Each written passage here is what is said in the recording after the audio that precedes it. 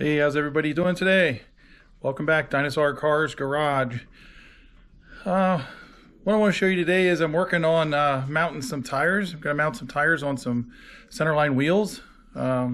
Just want to show you that you can mount and dismount some tires at home if it's something simple like a lawnmower, an ATV tire, or something like this. I can get it mounted. A lot of times what people run into, the hardest problem is when you're mounting or dismounting a tire. Well, I should say when dismounting a tire is trying to get it off the bead. If it's been on a long time, it's hard to get them off.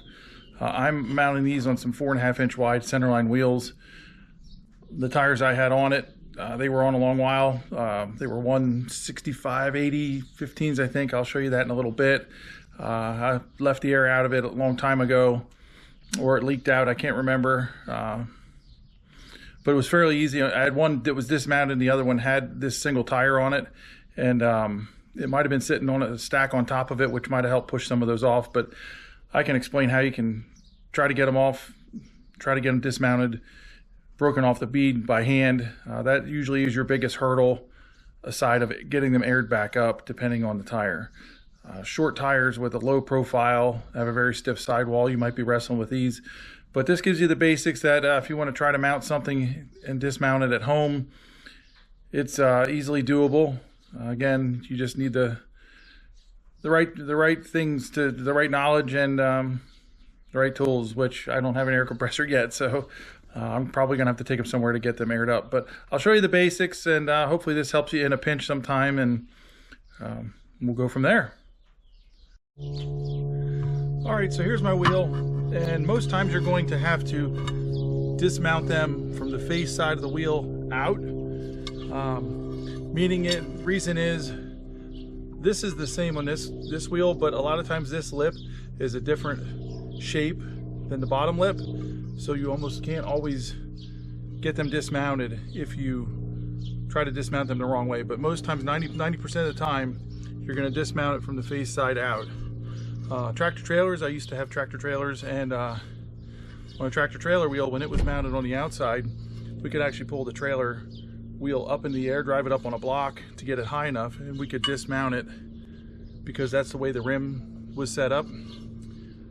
I could dismount it while it was still mounted to the truck, to the trailer or the tractor, on a tractor trailer wheel, just the outside only. If it was the inside tire, of course, you're not going to get at it.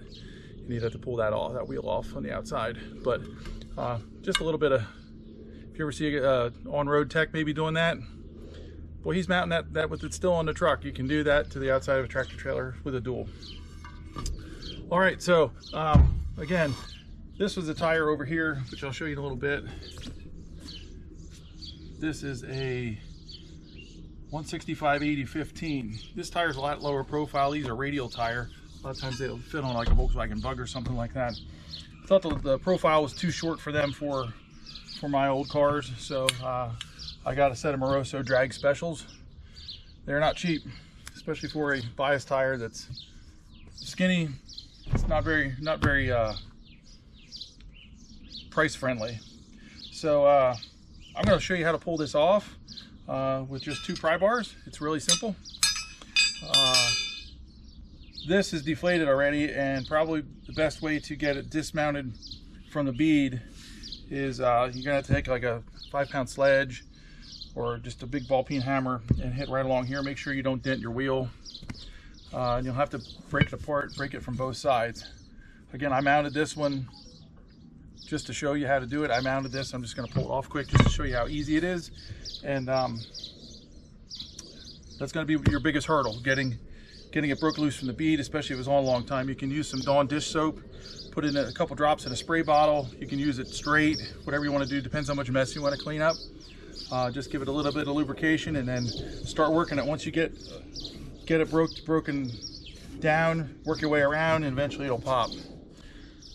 You'll get pretty creative on breaking them down if you really need to do it yourself. Okay, here we go. So what you're going to need to do is try not to damage your valve stem, so try to work 180 degrees from there. And always remember it's there, especially if it's a car with a sensor. Just put your pry bar in here, the hook down, and get it up over the bead. Of course, you're going to use care I've seen some guys use a vice grips with a rag to hold it so it doesn't try to remount itself. You're going to come back here about I'd say, a third or a quarter of the way around from where your first one is, and just work it up over. Sometimes less of a bite is better. Just pull that up. Leave that one there. I'm going to try to do this without needing a third one. And just use that and put a little pressure here.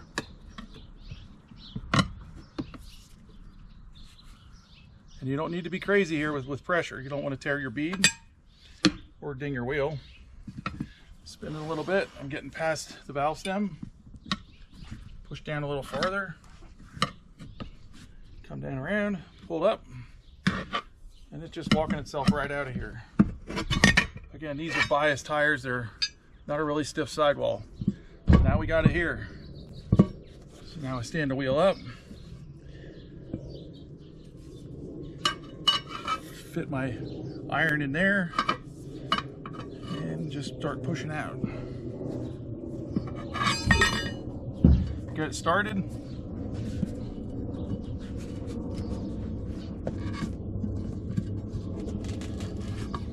And out it comes. Simple as that.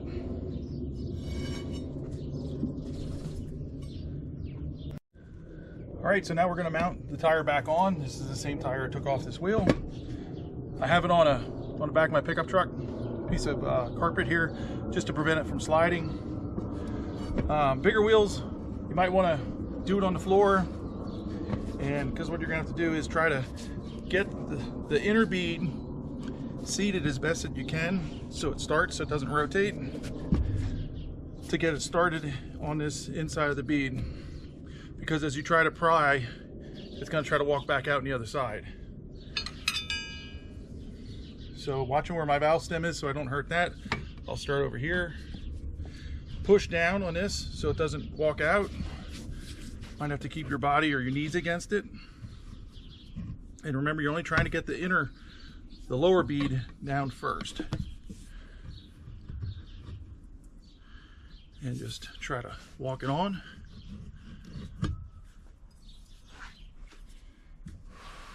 Show you here, move it through that. Keeping pressure down here because you want to keep your bead here lower. When you're pushing down, you want to keep your lower bead down below this so it doesn't interfere and make it too tight to mount. And again, this practice can be used for truck tires, big truck tires, lawnmowers, tractor tires, just anything that's not a split rim. If you don't know what a split rim is, you don't want to attempt it because they can take your head off with the split rims and the rings when you inflate those. So now we have the outer side. I'm going to try to get that one on. I'm going to start this one here. Keep that in there. Well, let's do the same thing. All right. I mean, this tire is so flexible because it's a bias tire. I could probably push this all on by hand, which I just did. Oh, my days of weightlifting is still in me, I guess. So, all right, now I just get the fun of trying to inflate this, which has a lot of space here. So we're probably gonna have to use a strap to try to get that compressed to get the bead against the wheel better. So, because that went so slick, I'll do the other one for you here real quick.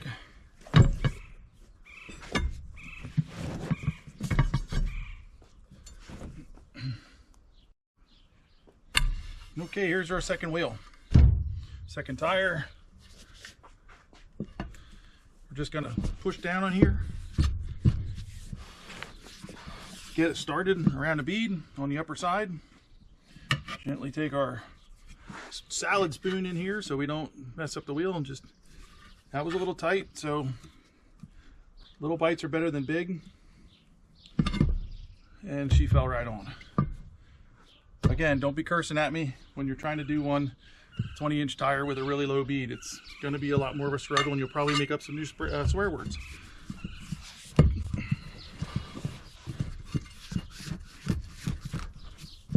Okay, here we go. Remember, push down below your inner ring. Small bites are better.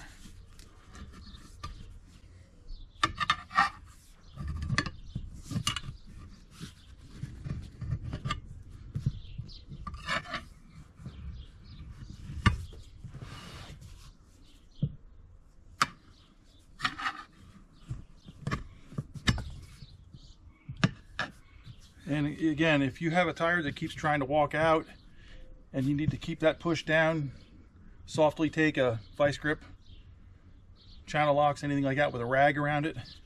Just put it around here to hold it so it doesn't keep it up, and it pushes that tire down below the ring. There we go, she's mounted. Just what I like to do is when I mount a tire, I always like to put the valve stem at the same spot on a tire, just for the people that notice sometimes at a show or something like that. Now you're going to notice that I have two different valve stems on here. I'm going to change that, which won't be hard, but I'm going to put another stem in here. Last time I had this mounted, it was in a pinch and had it done at a tire store and they had to put that in. But so that's that. One other thing I wanted to bring up was the reason why I wanted to change these tires is the fender well of a car. Sometimes these 25 and 26 inch 185, what are they, 165 80 15s, they just don't look right. They're just too short. So I like the look. You like what you like and you do what you want to do, and I just thought this was the cheap way out. So we're going to get rid of that tire and we're going with the tall Moroso drag specials. And I'll show you what we're putting them on in another video. All right, hope you enjoyed it. Thanks. We'll close out here in a little bit. All right, we're back from mounting our tires. I hope that helped you, give you a little bit of the basics on tire mounting and how to put a tire on a wheel, a rim as the young kids call them. So it even works for bicycle tires. You don't want to pinch the tube with a bicycle tire when you're mounting that as well. This is all the same. It's still all the same technique. It's just identifying where that ring is on the bottom of the wheel, below the bead, and getting it dismounted, being patient, lubricated enough. I didn't need to because these tires aren't that stiff of sidewalls, but it might get you out of a jam someday when you need to get a tire on a wheel, and as long as you can inflate it, you should be good. But just one of the things I like to do with this channel is just talk about, as long as I have material, talk about car movies. You may not have seen them or just not know a little bit about some of the movies, just some car stuff because I'm a car nerd, about the old classics of dinosaur type cars, if you know what I mean. But if you've never seen the 1993 movie Dazed and Confused, that's kind of a 70s era. 70s, it's based in the 70s knockoff of American Graffiti, but instead of it being the days before everybody goes off to college, like when Richard Dreyfuss, Kurt, and Richie Cunningham, who was Steve Bolander, Ron Howard, he and Kurt were gonna go off to college the next day, and one was gonna change his mind, the other one didn't, and then it ended up getting flipped. American Graffiti to me is a little overrated. It's got some good cars in it, but if you ask me, Milner wouldn't be hanging out with those two guys. But maybe Toad is kind of his protege, but trying to make him cool, but not that. But anyway, Dazed and Confused is about a bunch of high school juniors who now became seniors. It was the last day of school, 1976, Austin, Texas. It's filmed, directed by, and the brainchild of Linkletter. What is it? I think it was Richard Linkletter made the movie.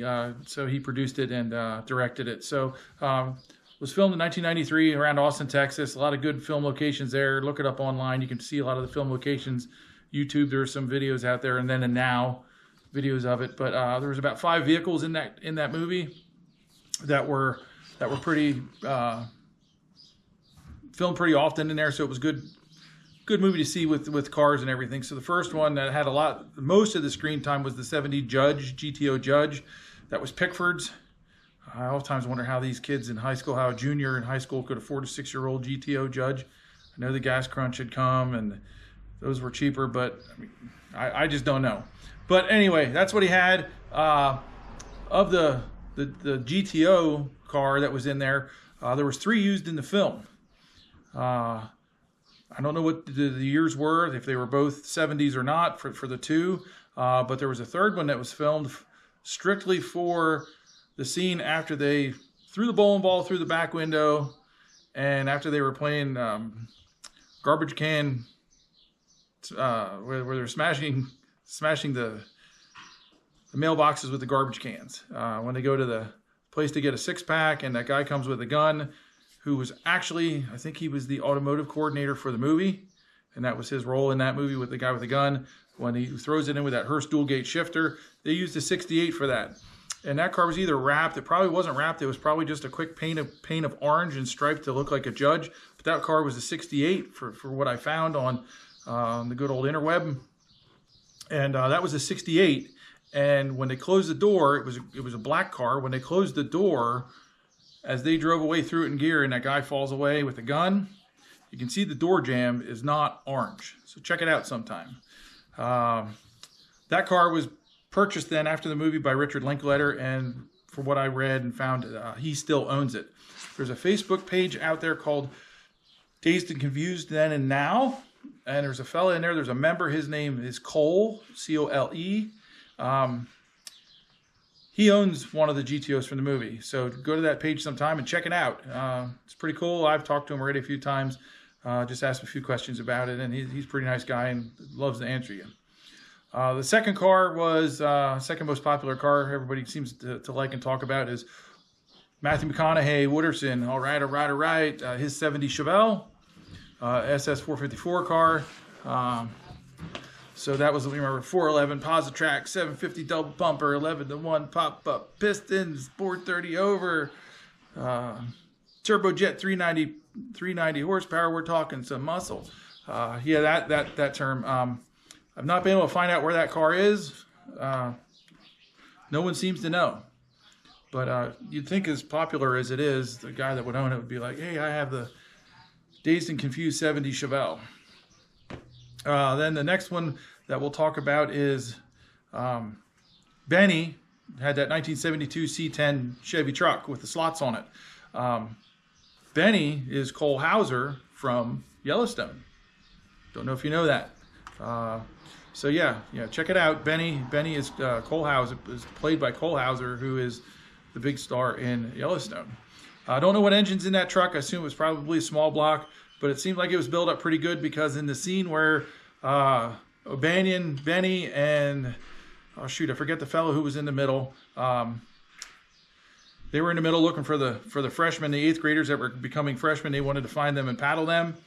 They were in the middle, and O'Banion has his arm hanging out the window with the paddle, played by Ben Affleck. It says "Ducks on the pond," and they pull away in that big white Chrysler. The 4 kids, as they pull away in a Chrysler. When Benny pulls out with that C10, had posi in it, left nice big black marks up the road. You can actually see a second set of tire tracks there. It was probably from another take earlier, but the second set had blacker, longer, and smoky marks. So pretty good scene in the movie. Yeah, so you'll have to remember that next time you see it. O'Banion, speaking of him, he had a 73 Duster, had the Dodge dual real low profile snorkel scoop on his hood. I actually had a 72 Chevelle, which I'll talk about in another video, that I had a Chevelle that had that on there, even though I bought it that way, even though it was not GM right, and I kind of like to be a GM perfectionist with what came on the car, should come on the car. You don't mix brands unless you're putting a Chevy in a Ford Street Rod. I know. But yeah, anyhow, that was the primer one. I think they called it the Gray Ghost off scene, but he was pretty hard in that car. It was primered. They teased about, maybe he'll get his paint job or whatever. But in that final scene, when Ben Affleck gets a paint dumped on him and he comes over and starts yelling at everybody, kind of going crazy, smashes the paddle on the ground. As he walks to the car, you can see him overtread his ankle. He has a set of cowboy boots on. You can see him overturn his ankle, and he actually fractured his foot there in that last scene. So anyway, that was Ben Affleck. 340 car, I believe it was, I don't know if it was stick or not, but when he pulled out there, it sounded like he pulled out in 3rd gear and smoked the clutch if it had a stick shift in it. Because you could just hear when he pulled out, and I believe he ran over the curb. So yeah, Ben Affleck, he and McConaughey were the biggest stars to come out of Dazed and Confused. Cole Hauser, he's on the rise here with Yellowstone. That really helped his career, because I don't know many other TV shows or movies that he was in. And then finally, the fifth vehicle from Dazed and Confused would be Clint's 74 Trans Am, the white one. That was 455 Super Duty car, unsure of the transmission, and they're probably an automatic. But that car only had Super Duties in 74. They really cut back in 71 that they started to scale back with insurance and government regulations, and then EPA coming in. 71 they started scaling back on horsepower and torque and things like that, trying to get the engines to run cleaner. They were adding air pumps for years before that, but they started dialing those back. And by 74, even the Corvettes, they still had big blocks, but they were real small horsepower and everything. They almost had the horsepower and torque of a 350 in 70. But that car would have been a 290 horsepower in 74 and probably had like 380 torque. So I still think Wooderson's Chevelle would have smoked it. 1 cubic inch smaller, but still would have beat that Trans Am without even trying that hard. So anyway, yeah, I hope you enjoyed the movie facts and car movie facts. I like talking about that, and just kind of a movie junkie. And yeah, so hope you enjoy the videos. If you want to discuss it or whatever, put some comments down below. Please like and subscribe. Trying to grow the channel just for something fun to do. It helps me get out in the garage and get stuff done, and way to help pass on some of the knowledge of some of you younger guys, and hopefully you can get into the car hobby and have fun. So with that, we'll have our Mexican Coke and sit out here and enjoy the day a little bit, and get out there and work on something.